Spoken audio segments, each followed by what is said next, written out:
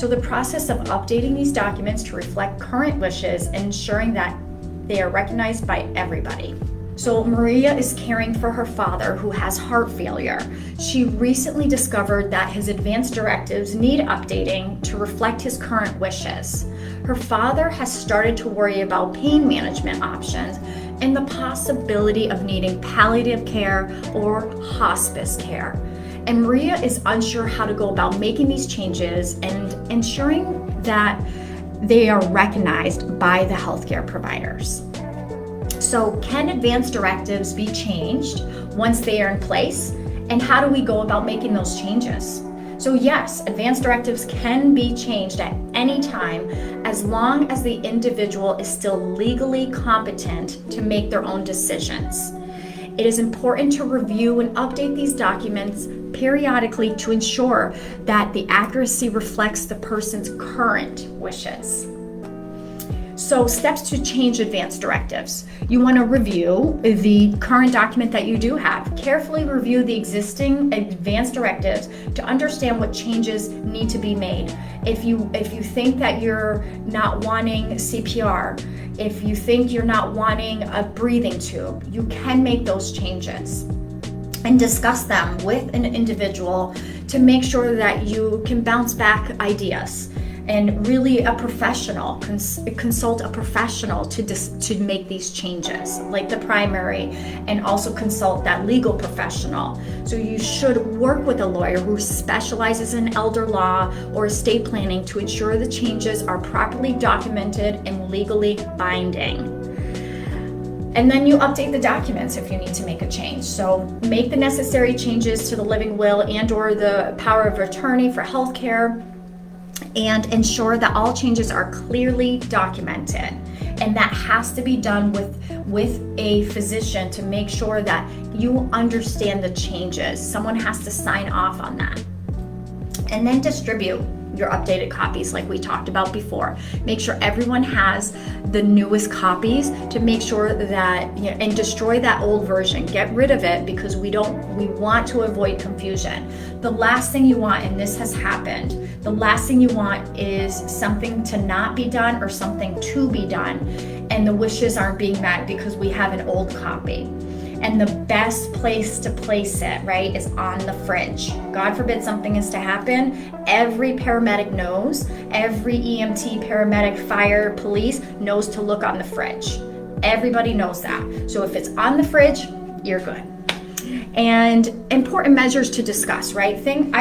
Documents that you want to discuss is the 𝑘𝙬 or 𝑘𝙬. This is the 𝑘𝙬 is called a medical order for life-sustaining treatment, and the 𝑘𝙬, and depending on what state you're in, is the physician orders for life-sustaining treatment. This is the document you need to have, and that's the one you want on the fridge. It's that beautiful, typically a nice kind of bright pink form that goes on the fridge.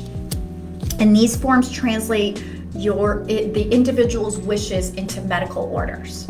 The DNR, DNI, do not resuscitate, do not intubate orders, specify the individual's preferences regarding resuscitation and intubation.